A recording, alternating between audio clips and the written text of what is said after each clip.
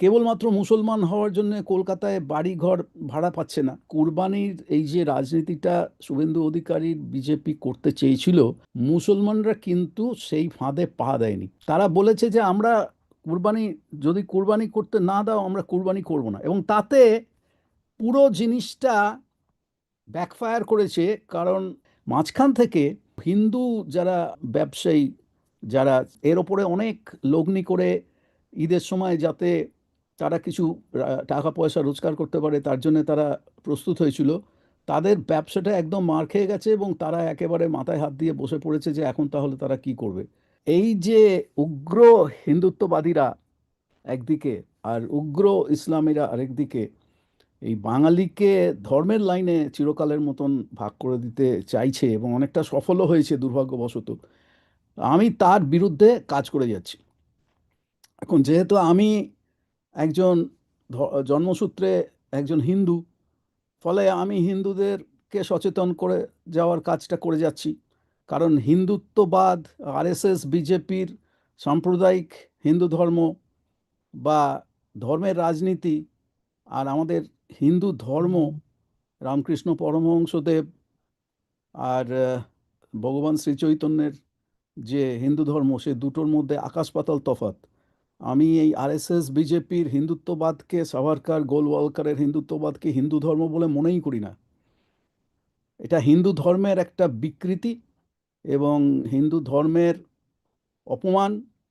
আমি মনে করি যে হিন্দু ধর্মের ঠিক ইসলামের মতোই হিন্দু ধর্ম এই সমস্ত সংকীর্ণতার ঊর্ধ্বে, এবং হিন্দু ধর্ম ঠিক ইসলামের মতোই মানুষকে ভালোবাসার কথা বলে, যেটা আমাদের যে দুজন পথিকৃতের কথা বললাম, ভগবান শ্রীচৈতন্য এবং রামকৃষ্ণ পরমহংস, তারা সারা জীবনই বহুত্ববাদের কথা, ভালোবাসার কথা, প্রেমের কথা তারা বলে এসেছেন। সেই হিন্দু ধর্মে আমি বিশ্বাস করি। আজকে দুর্ভাগ্যবশত ধর্মের রাজনীতি করে, ঘৃণার রাজনীতি করে, দাঙ্গার রাজনীতি করে, ভোট জালিয়াতি করে বিজেপি এবং তার পিছনে যে আসল চালিকা শক্তি ফ্যাসিস্ট সংগঠন আরএসএস, যার সঙ্গে আমি দীর্ঘকাল যুক্ত ছিলাম, 80-র দশকে চিরকালের মতন বেরিয়ে এসেছি তাদের থেকে। আহ, তাদের সম্পর্কে আমার মূল্যায়ন আর পাঁচটা মানুষের থেকে অনেকটাই আলাদা, যেহেতু আমি তাদেরকে খুব ভেতর থেকে দেখেছি এবং তাদের নেতা ছিলাম। আহ, সেই বিষয়ে আমার অনেকগুলো বই প্রকাশিত হয়েছে, দানবের পেটে 2 দশক, আম, বা আমার যে ব্যক্তিগত দেশের স্মৃতিকথা, ঘটি কাহিনী, তাতে আমি দীর্ঘ আমার 2 দশকের আরএসএস জীবনের কথা আমি লিখেছি। কেন আমি বেরিয়ে এসেছি, কোথায় কোথায় আমার সমস্যা, সব কিছু আমি লিখেছি। এদের রাজনীতি হচ্ছে ফ্যাসিস্ট রাজনীতি। ফ্যাসিস্ট রাজনীতির গোড়ার কথা আজকেই আমার নিজের যে ব্যক্তিগত ইউটিউব চ্যানেল আছে, সবাইকে দেখার জন্য অনুরোধ করব।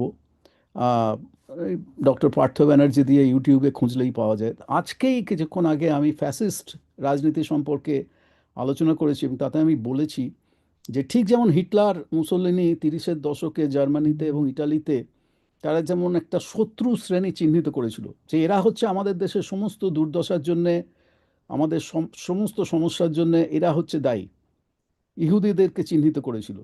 সেই রকম আমাদের দেশে, ভারতে, এখন সমস্ত রকম এই মোদী সরকারের সার্বিক ব্যর্থতার জন্যে তারা কর্পোরেট আমেরিকা বা কর্পোরেট ইন্ডিয়াকে চিহ্নিত করছে না। তারা আদানি আম্বানির জল জঙ্গল, খনি, দ্বীপ লুট করা, গাছপালা কেটে নদীকে দূষিত করে, বিষাক্ত করে, পরিবেশ দূষিত করে তাদেরকে দোষারোপ করছে না। তারা বলছে যে এই মুসলমানরা হচ্ছে এই আমাদের দেশের সমস্ত সমস্যা এবং সমস্ত দুর্দশার জন্য এই মুসলমানরা দায়ী। ঠিক যেরকম হিটলার বলেছিল যে জার্মানির সমস্ত সমস্যার জন্য ইহুদিরা দায়ী। এবং আরএসএস এর জন্মলগ্ন থেকে 1925 সালে যখন তারা প্রতিষ্ঠিত হয়, তবে থেকেই তারা হিটলার, মুসোলিনির আদর্শ অনুসরণ করেছে এবং তারা ওই মুসলমান, খ্রিস্টান এবং সোশ্যালিস্টদেরকে ভারতের 3 শত্রু বলে চিরকাল তারা চিহ্নিত করে এসেছে। আজকে পশ্চিমবঙ্গে যে ভোট জালিয়াতি করে যে শুভেন্দু অধিকারী বিজেপি ক্ষমতায় এসেছে, তারা এখন চাইছে যে যেন মুসলমানদেরকে একটা ভয়ের পরিবেশ সৃষ্টি করেছে, মুসলমানদেরকে শত্রু হিসেবে চিহ্নিত করেছে এবং মুসলমানদের আজ এবারে বোধহয় প্রথম, আমি যতদূর জানি, যে ঈদের দিন পশ্চিমবঙ্গে ছুটি ঘোষণা করা হয়নি। এটা আগে কখনো হয়নি। তো এই ধরনের ঘটনা ঘটছে এবং ও, ছুটিও ঘোষণা করা হয়নি? না, আমি যতদূর শুনেছি। ও মাই গড। হুম। এবং এবং এবং কুরবানিকে নিয়ে নতুন একটা বিভেদমূলক হিংসার রাজনীতি, ঘৃণার রাজনীতি, বিভেদের রাজনীতি শুরু করা হয়েছে। হুম। হুম। এখানে একটা কথা বলে রাখা ভালো, সেটা হচ্ছে যে আম,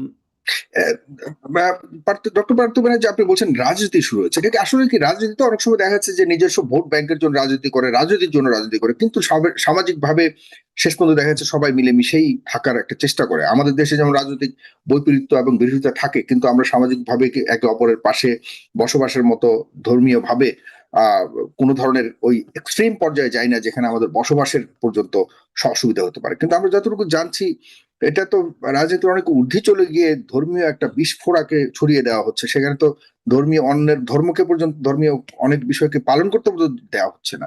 এটি কি শুধুমাত্র রাজনীতির মধ্যে রয়ে গেল, নাকি আসলে সাম্প্রদায়িক একটা খুব, কি বলবো, অন্যরকম একটা বিষয় চলে যাচ্ছে? এটা সাম্প্রদায়িক রাজনীতি, এটাই আরএসএস এর রাজনীতি, বিজেপির রাজনীতি। এবং পশ্চিমবঙ্গে যেটা আগে কখনো ছিল না, পশ্চিমবঙ্গে আমরা যখন বড় হয়েছি, আমি স্কুলে, কলেজে, ইউনিভার্সিটিতে কলকাতায় পড়াশুনো করেছি, কলকাতা বিশ্ববিদ্যালয়ে পড়েছি, তারপরে সেখানে অধ্যাপনার কাজ করেছি 4 বছর আমেরিকায় চলে আসার আগে। আমি কখনো কোথাও এই ধরনের আম, আহ, সামাজিক মেরুকরণ আমি দেখিনি। ইসলামোফোবিয়া ছিল, কিছুটা ছিল, একেবারে যে ছিল না তা নয়, ছিল। কিন্তু এরকম একটা মারাত্মক আহ, বিস্ফোরণ তার কখনো ঘটেনি। এবং আজকে পশ্চিমবঙ্গের এমন একটা সামাজিক মেরুকরণ ঘটেছে, যেটা আমার, পশ্চিমবঙ্গের বাঙালি হিসেবে আমার খুব খুব কি বলবো, আমি খুব অনুতপ্ত। কারণ আমার এত মুসলমান বন্ধু বান্ধব, ছাত্র ছাত্রী রয়েছে। আমি যখন দেখি যে আমার এক ব্রিলিয়ান্ট ছাত্র, একাধিক, তারা কেবলমাত্র মুসলমান হওয়ার জন্য কলকাতায় বাড়ি ঘর ভাড়া পাচ্ছে না, তখন আমার খুব লজ্জা করে।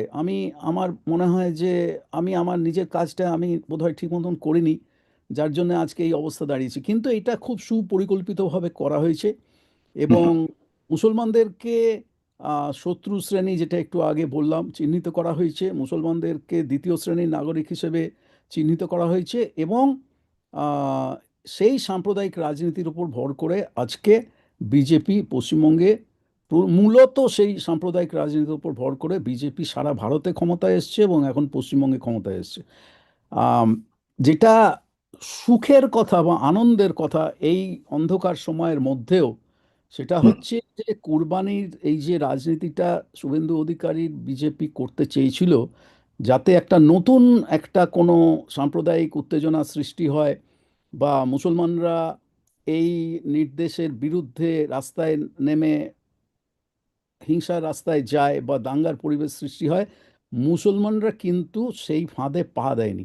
এবং তারা বলেছে যে আমরা কুরবানি, যদি কুরবানি করতে না দাও আমরা কুরবানি করব না। এবং তাতে পুরো জিনিসটা ব্যাকফায়ার করেছে।